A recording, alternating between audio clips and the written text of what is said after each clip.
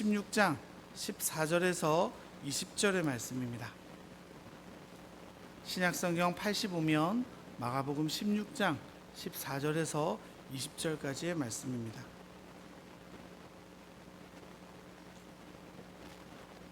우리 하나님 말씀을 제가 한 절, 여러분들이 한 절 교독하시겠습니다. 그 후에 11 제자가 음식을 먹을 때에 예수께서 그들에게 나타나사 그들의 믿음 없는 것과 마음이 완악한 것을 꾸짖으시니 이는 자기가 살아난 것을 본 자들의 말을 믿지 아니함일러라.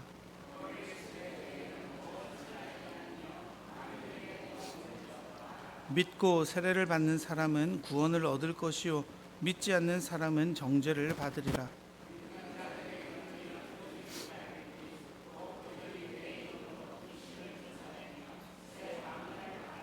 뱀을 집어 올리며 무슨 독을 마실지라도 해를 받지 아니하며 병든 사람에게 손을 얹은즉 나으리라 하시더라.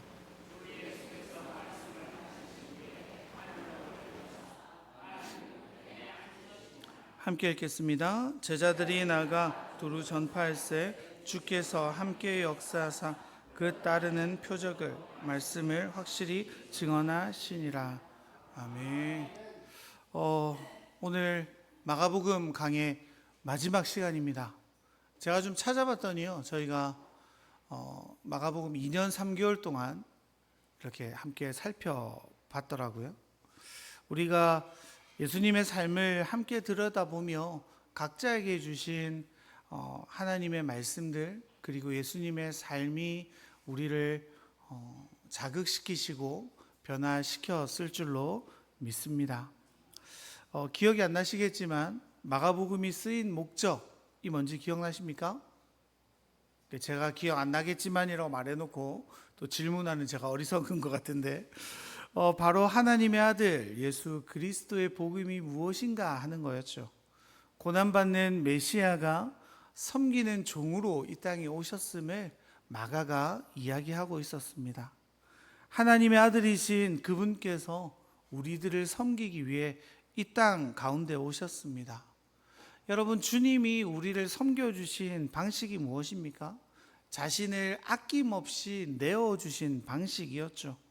목 잡는 양 같은 영혼들을 찾아가 먹이시고 고치시고 가르치셨습니다. 그리고 인류의 모든 죄를 짊어지시고 십자가에서 돌아가셨습니다.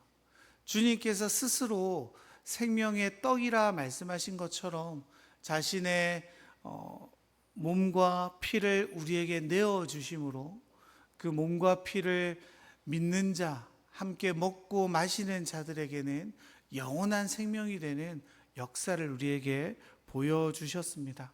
그러니까 주님은요, 우리에게 자신의 모든 것을 남김없이 우리를 위해 내어 바치신 분이시죠. 그리고 인류의 모든 죄를 짊어지시고 십자가에서 돌아가셨습니다. 이렇게 예수님이 돌아가신 걸로 맞춰버리면 우리가 예수님을 믿을 필요가 있다 그랬어요? 없다 그랬어요? 없다 그랬어요. 우리에게 가장 놀라운 사건, 주님이 3일 만에 부활하신 사건이죠.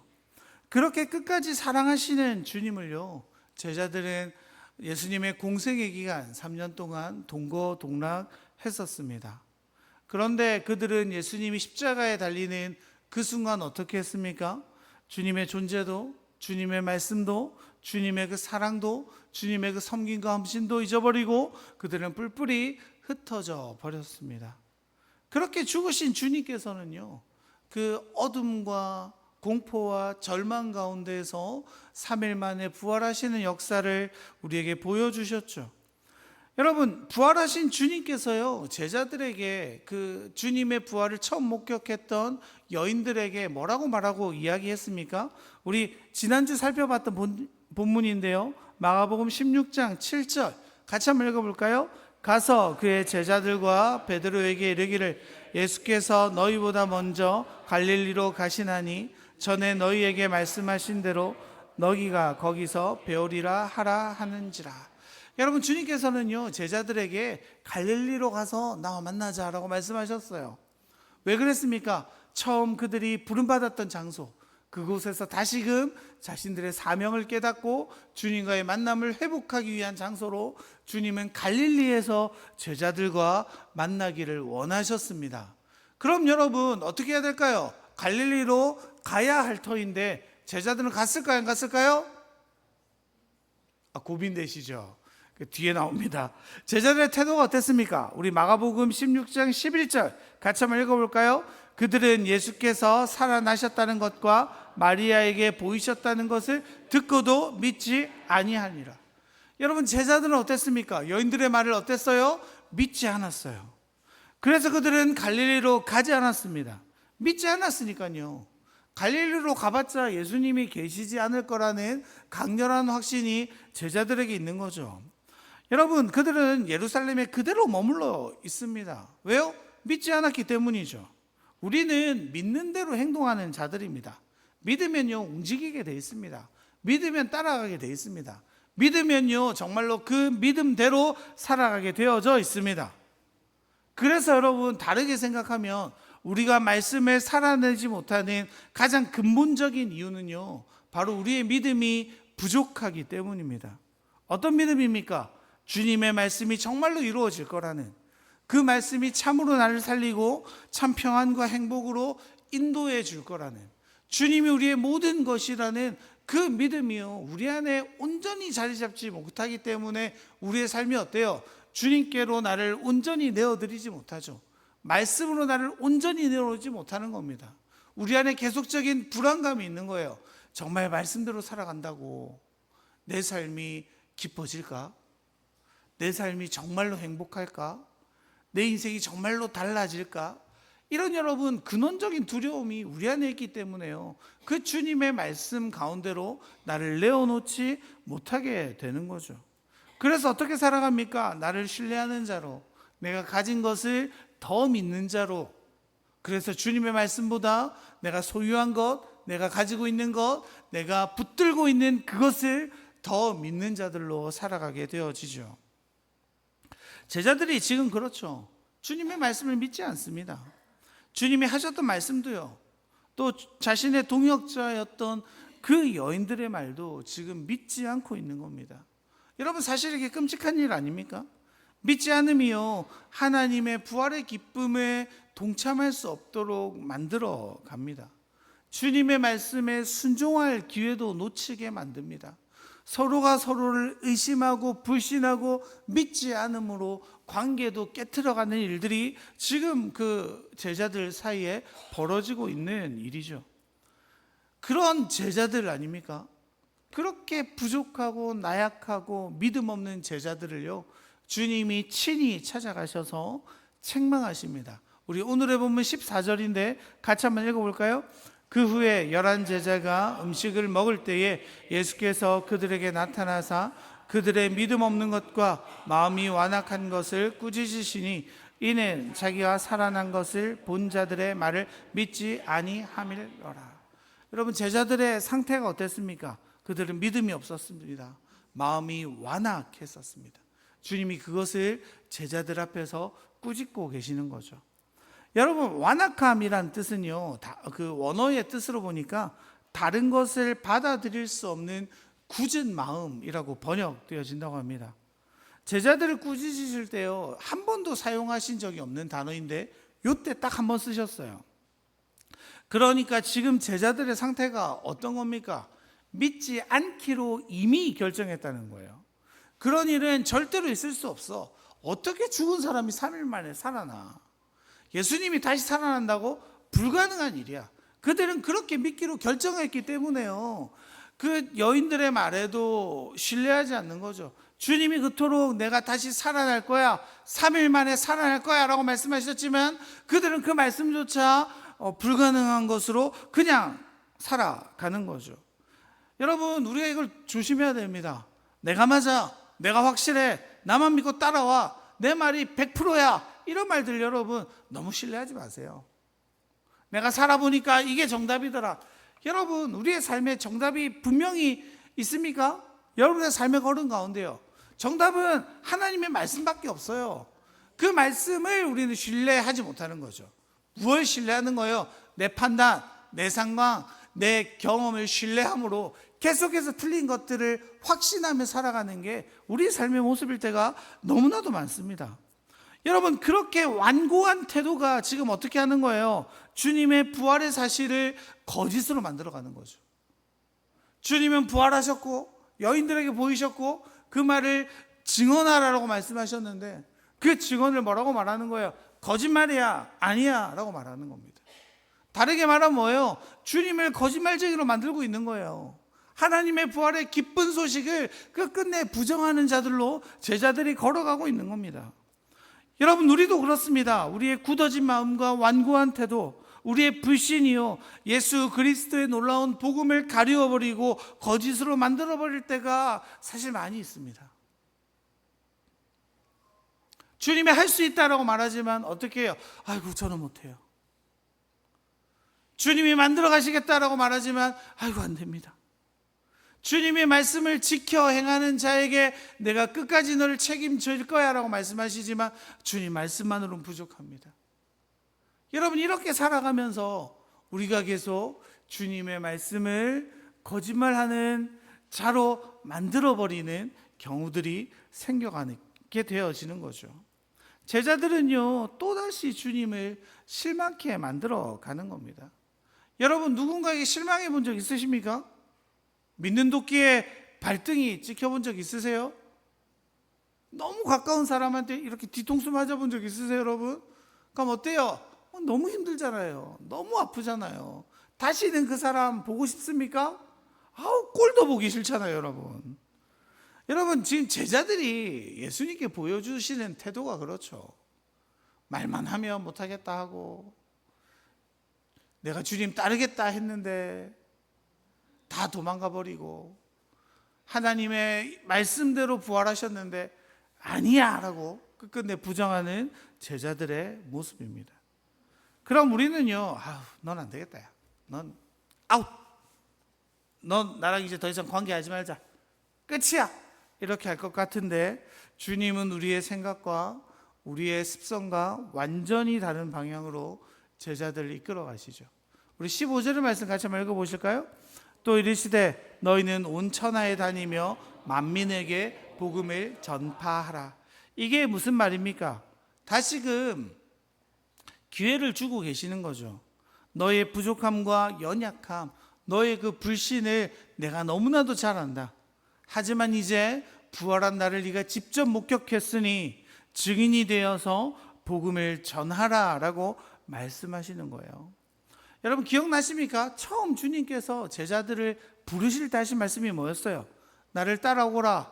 나로 내가 너희를 사람을 낚는 어부가 되게 하리라 하시는 말씀이었죠. 제자들은요, 주님을 잊었습니다. 주님의 말씀을 잊었습니다. 주님께서 자신들을 처음 부르실 때의 모습을 잊어버렸습니다. 하지만 주님은요, 그들을 처음 부르셨을 때 하셨던 말씀을 기억하고 계시는 거죠. 내가 너희를 세우고 사도로 세우고 제자로 삼고 함께 3년 동안 동거동락했던 이유를 지금 다시 한번 제자들에게 밝히 보여주고 계시는 겁니다. 여러분, 고린도전서 1장 27절에 보면 이렇게 기록되어져 있습니다. 그러나 하나님께서 세상에 미련한 것들을 택하사 지혜 있는 자들을 부끄럽게 하려 하시고 세상에 약한 것들을 택하사 강한 것들을 부끄럽게 하려 하시며. 여러분, 이 말씀이요, 우리 구원과 복음이 갖는 일관된 방식입니다. 그래서 교회 안에서요, 어떤 사람의 재능 때문에, 어떤 사람의 탁월함 때문에, 누구 때문에 되어졌다라는 일은요, 하나님의 일이 아닐 확률이 높습니다. 여러분, 하나님의 교회가 날마다 고백되어져야 되는 고백 중에 하나가 뭐냐면요, 이상하다. 이게 왜 되지? 설명할 수 없는데? 너무 신기하다. 여러분, 이런 일들이요, 교회 안에 날마다 일어나는 게요, 하나님의 역사하시는 증거들이죠. 여러분, 신앙은요, 그분의 능력과 은혜에 나를 맡기는 싸움입니다. 나의 능력과 나의 힘이 아니라요, 철저히 주님께 맡겨드리는 싸움이 우리의 신앙의 생활이고 교회가 걸어가야 할 길이죠. 주님은 그렇게 제자들을 다시 일으키시는 거예요. 그렇게 못나고 부족한 제자들이지만 주님이 그들을 통해 다시금 하나님의 역사를 이루시기를 원하십니다. 왜요? 그렇게 연약한 자들 쓰셔야 누가 영광 받으세요? 하나님이 영광 받으시기 때문이죠. 여러분 동일하죠? 제자들처럼요, 하나님은 우리도 그렇게 사용하실 줄로 믿습니다. 넘어지고 실패하고 못나고 부족하고, 그래도 여러분 주님께서 우리를 사용하시겠다라고 하면 주님은요 우리를 통해 하나님의 놀라운 역사를 이루어 가실 겁니다. 여러분 앞에 있는 신뢰가 바로 저 아닙니까? 여러분, 제가 몇 번 말씀드린 것 같은데 고등학교 때 이제 대학을 가려고 교회를 찾아갔습니다. 목사님, 제가 신학교를 가려고 하는데 그 추천서를 좀 써주세요 이렇게 했더니 담당 교역자가 제 손을 꼭 붙들고 한마디 하시는 겁니다. 포기해라 홍기야. 그래서 다른 목사님을 찾아갔어요. 같은 교회 목사님 두 분이 계셔가지고 또 그 목사님 찾아갔더니 잠시 나갔다 들어오시는 겁니다. 그리고 하시는 말씀이, 홍기야, 한국교회가 걱정돼서 기도하고 왔다. 다시 한번 생각해봐라. 제가 신학교 간다는데요 동의해 주는 사람이 아무도 없는 겁니다. 다 넌 안 돼, 넌 안 될 놈이야. 여러분, 이렇게 그 모진 핍박을 받으면서 간신히 신학교 들어갔거든요. 여러분, 그래서 사실 여러분 저는요 그런 좀 부채의식이 있습니다. 목회자가 참 돼선 안 될 만한 역량을 가진 하나님 나를 여기 세우셨다면 참 겸손할 수밖에 없구나, 내 힘으로 여기 온 게 아무것도 없구나. 여러분, 날마다 이걸 되뇌이면서 사역을 하게 되어지거든요. 주님이 참 고생하셨습니다. 저를 여기까지 세우시는 모든 과정 가운데. 여러분들도 그런 일들이 있지 않습니까? 부족하고 연약하지만 주님이 쓰시겠다 말씀하시면요 주님이 사용하실 수 있습니다. 근데 여러분, 목사가 된 지금 전 어떨까요? 막 좀 더 괜찮아지고 막 잘하고 멋지고 이럴까요? 예라고 대답해 주셨는데 안타깝게 그렇지 않습니다. 지금도 저를 보면요 여전히 욕심이 가득하고요, 꼼수를 부리고 싶어 하고요, 여러 욕망과 영광을 너무너무 사모하는 저를 볼 때가 너무나도 많습니다. 그런데 하나님이 그런 저를요 안아주시고 찾아오시고 말씀하시고 그 말씀 앞에 나를 겸손히 무릎 꿇게 하심으로 하나님의 사역들을 감당케 해가시는 거죠. 우리 모두가 그런 줄로 믿습니다. 주님께서 사용하시겠다라고 말씀하시면, 주님이 하라라고 말씀하시면 우리는 누구든 주님께 쓰임받는 증언들이 될 수 있죠. 누구나입니다. 그 과거에 어떤 일을 했든 그의 모습이 어떻든 주님과 상관하지 않으세요. 지금 네가 하나님 앞에 어떤 모습을 가지느냐, 지금 네가 나를 보았으니 부활의 증인이 될 수 있어, 다시 시작할 수 있어라고 말씀하십니다. 그래서 여러분, 주님 뭐라고 말씀하세요? 주님의 인자하심이 아침마다 새롭고 늘 새롭다라고 고백하죠. 주님의 인자하심, 이 뭡니까? 우리를 향한 사랑, 우리를 향한 긍휼, 우리를 용서하심, 우리를 일으키심이 주님은요 아침마다 새롭고 늘 새롭대요. 그래서 우리는 매일 새롭게 살아갈 수 있는 자들입니다. 그렇게 넘어진 제자들을 지금 누가 세우세요? 주님이 세우시는 거죠. 그렇게나 불신이 가득한 제자들을 이제 무엇으로 만들어 가십니까? 증인으로, 복음을 전하는 자로, 사도로, 하나님의 교회의 아버지들로 그들을 세워 가시는 거죠. 그런데 그들이 복음을 전할 때마다 주실 능력과 표적이 어떻게 되어집니까? 이게 놀랍지 않습니까? 우리 17절, 18절 같이 한번 읽어볼까요? 믿는 자들에게는 이런 표적이 따르느니 곧 그들이 내 이름으로 귀신을 쫓아내며 새 방언을 말하며 뱀을 집어올리며 무슨 독을 마실지라도 해를 받지 아니하며 병든 사람에게 손을 얹는 듯 나으니라 하시더라. 여러분, 이 놀라운 능력이 복음을 전하는 자들 그리고 믿는 자들에게 나타난다라고 말씀합니다. 놀라운 일이지 않습니까, 여러분? 그럼 우리는 이렇게 생각할 수 있죠. 그럼 우리는 예수 믿으니까 뱀에 물려도 안 죽겠네. 여러분, 저도 이제 그런 생각을 잠시 해서 혹시나 해서 찾아봤는데요, 실제로 미국에 그런 교단이 있어요. 설교할 때마다 목사가 독사를 들고 설교를 하는 거예요. 물려도 안 죽어 이렇게. 근데 그 교단을 만든 창시자가 뱀에 물려 죽었습니다. 그 아들도 뱀에 물려 죽었습니다. 여러분, 우리가요 말씀을 대할 때 너무 그 문장을 문장으로만 해석하시려고 하시면 안 돼요. 우리에게 중요한 게 뭐냐면 그 현상이나 그 말에 미혹되는 게 아니라 주님께서 왜 이 말씀을 하셨는가 하는 게 의미가 더 중요합니다. 여러분, 주님께서 지금 하신 말씀들, 왜 뱀을 들어도 물리지 않고 독을 마실지라도 해를 받지 않고 병든 사람에게 손을 얹은즉 나으리라라고 말씀하신 이유가 뭡니까? 바로 이사야의 예언이 성취된 장면을 말씀하시기 위해서 그래요. 우리 말씀 한 구절 보려고 하는데요, 이사야서 11장 6절에서 9절입니다. 좀 길지만 한 목소리를 함께 읽어볼게요. 그때에 이리가 송아지와 어린 사자와 살찐 짐승이 함께 있어 어린 아이에게 끌리며 암소와 곰이 함께 먹으며 그것들의 새끼가 함께 엎드리며 사자가 소처럼 풀을 먹을 것이며 젖먹는 아이가 독사의 구멍에서 장난하며 젖된 아이가 독사의 굴에 손을 넣을 것이라. 내 거룩한 산 모든 곳에서 해됨도 없고 상함도 없을 것이니 이는 물일이 바다를 덮음같이 여호와를 아는 지식이 세상에 충만할 것임이니라. 아멘. 여러분, 이 말씀이 이사야가 보았던 메시아의 완성된 나라를 노래하고 있는 본문이거든요. 그러니까 지금 주님이 이 말씀을 제자들에게 하신 이유가 뭡니까? 너희가 전할 하나님의 복음을 믿는 자에게는 이 완성된 하나님 나라가 임하게 될 거야 라는 선언입니다. 그리고 그 복음을 믿는 자들의 삶 속에 하나님 나라가 펼쳐짐을 지금 어떤 표적으로 보여주고 있는 거예요. 병을 고치고 뱀에 물려도 상함을 잊지 않고 이런 일들이 복음을 전하는 과정 가운데 하나님 보여주시는 거죠. 여러분, 그런 하나님 나라를 전할 자로 부름받은 자들이 지금 누굽니까? 지금 주님의 제자들이죠. 여러분, 그래서 우리 20절 같이 한번 읽어볼까요? 제자들이 나가 두루 전파할세 주께서 함께 역사하사 그 따르는 표적으로 말씀을 확실히 증언하시니라.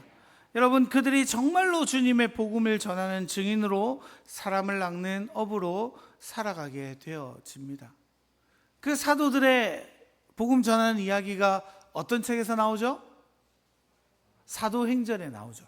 그래서 우리 한 2, 3주 정도 다른 본문으로 말씀을 전하고 이제 사도행전 강해로 이제 들어가면서 우리 예수님이 어떻게 살아오셨는지를 함께 살펴보았으니까 이제 교회의 역사를 우리가 함께 돌아보려고 합니다. 여러분, 그 놀라운 복음과 능력과 역사가 예수님을 그렇게나 불신했던 제자들에게 이제 나타나게 되어지는 거죠. 실제로 사도행전에 보면 사도 바울이 뱀에 물리지만 상하지 않는 일들이 나타나죠. 병 고치는 일들이 나타납니다. 여러분, 우리가 그 현상이 아니라 뭐에 주목해야 된다고요? 그들이 전하는 복음에 하나님의 나라가 임하기 시작하는 거죠. 예루살렘과 이스라엘에만 머물러 있었던 하나님 나라가 이제 온 세계로 전파되는 일들이 제자들을 통해서 나타나게 되어지는 겁니다. 그 놀라운 역사들이 이 부족하고 연약하고 모자랐던 제자들에게 나타나게 되어지는 거죠. 우리 마지막으로 한 구절만 읽고 말씀을 마치려고 하는데요, 우리 마가복음 14장 51절 52절의 말씀입니다. 같이 한번 읽어볼까요? 한 청년이 벗은 몸에 배 홑이불을 두르고 예수를 따라가다가 무리에게 잡힘에 배 홑이불을 버리고 벗은 몸으로 도망하니라. 아멘. 여러분, 이 고백 누가 했죠? 이 책을 쓴 마가의 고백이죠. 자신의 깊은 수치를 그는 영원한 기록으로 남겨버립니다. 생각해보면 수치스럽고 부끄럽고 감추고 싶은 기억일지도 모릅니다. 왜냐하면 우리는 좀 더 근사한 사람이고 싶잖아요. 내 과거는 좀 가리워지는 게 훨씬 괜찮아 보이잖아요. 근데 그는 굳이 빼도 될 그 기록을 마가복음에 넣음으로 내가 얼마나 부족하고 연약한 사람이었는지를 세계 만방의 사람들에게 알리게 되죠. 여러분, 왜 그랬을까요? 마가는요, 과거의 그 모든 수치와 아픔과 고통과 상처를 딛고 이제 주님의 증인으로 나아가는 자가 된 겁니다. 부활하신 주님을 만남으로, 주님의 찾아오심으로 그렇게 자기 생명을 살리려 부끄러움을 무릅쓰고 도망갔던 마가가 주님의 복음을 전하기 위해 담대히 생명을 바치는 자가 되어져 가는 거죠.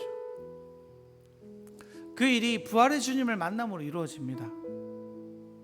그 일은 여러분, 그 성경에만 나온 이야기가 아닙니다. 오늘도 주님은 우리를 찾아오십니다. 말씀으로, 기도 가운데, 또 오늘의 예배 가운데서, 또 성도들의 깊은 교제 가운데서 주님은 우리에게 날마다 말씀해 주시죠. 그렇게 우리를 찾으시는 주님을 만남으로요, 우리는 불신에서 증인으로 바뀌어 갈 줄로 믿습니다. 그렇게 새롭게 살리시는 하나님의 은혜, 그렇게 새롭게 우리를 회복시키시고 하나님의 놀라운 사역자로 사용되어지는 역사가 우리 명강교회 개개인과 우리 명강교회 공동체에 가득하기를 간절히 소망합니다. 우리 시간 함께 마음이 상한 자를 찬양하며 주님 앞에 나가겠습니다.